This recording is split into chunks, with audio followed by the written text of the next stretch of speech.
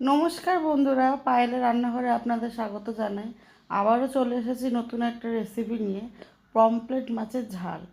তো চলুন কি কি লাগে সেগুলো আগে দেখিনি পমফ্রেট মাছের ঝাল করতে। এদিকে আমি মাছগুলো কিন্তু খুব ভালো করে পরিষ্কার করে ধুয়ে নিয়েছি। নিয়ে একে একে এবার মাছটাকে আমি নুন আর হলুদ দিয়ে মাখিয়ে নেব। চলুন মাছটা আগে নুন আর হলুদ দিয়ে আমি মাখিয়ে নিই।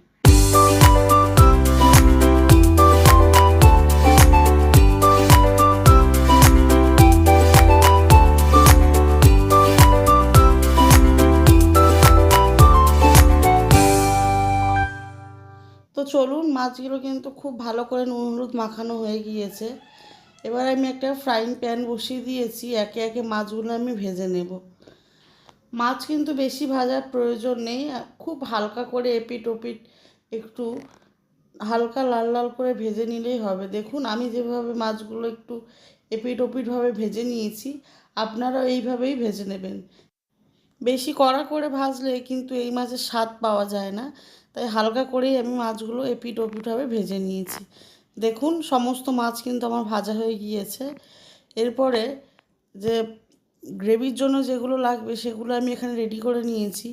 পেঁয়াজ পেস্ট, আদা রসুনের পেস্ট, আর লঙ্কা গুঁড়ো, হলুদ গুঁড়ো, নুন আর সর্ষের তেল। তো চলুন আমি রান্নাটা শুরু করি এবার।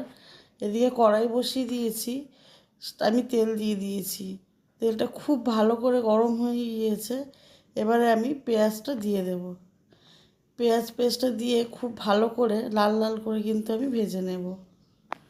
পেঁয়াজ যখন লাল লাল করে ভাজা হয়ে যাবে সেই পর্যায়ে আমি এবার আদা রসুনের পেস্টটা দিয়ে দেব।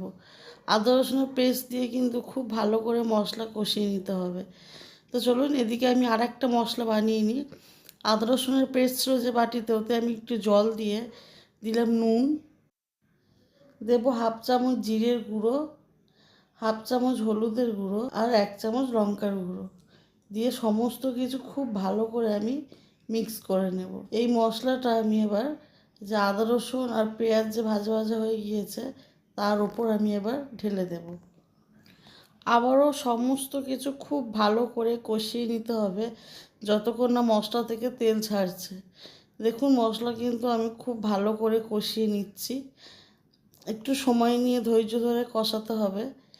আর যদি মশলা ধরে লাগে সামান্য জল দিয়ে দিয়ে আপনারা কিন্তু মশলাটা খুব ভালো করে কষিয়ে নেবেন। দেখুন মশলা কিন্তু খুব ভালো করে কষা হয়ে গিয়েছে, মশলা থেকে তেলও ছেড়ে দিয়েছে। এই পর্যায়ে আমি এবার পরিমাণ মতো জল দিয়ে দেবো। আপনারা যতটা গ্রেভি রাখতে চান সেই অনুযায়ী আপনারা জল দেবেন। তো ঝোলটা ফুটে আসুক, তারপর আমি একে একে মাছগুলো দিয়ে দেব। মাছ দিয়েই কিন্তু নামিয়ে নিতে হবে, যেহেতু এই মাছটা খুব নরম, বেশিক্ষণ ঝোলে রাখা যাবে না। তো দেখুন রেসিপি কিন্তু একদম রেডি। কেমন লাগলো রান্নাটা আমাকে কিন্তু অবশ্যই কমেন্টে জানাবেন।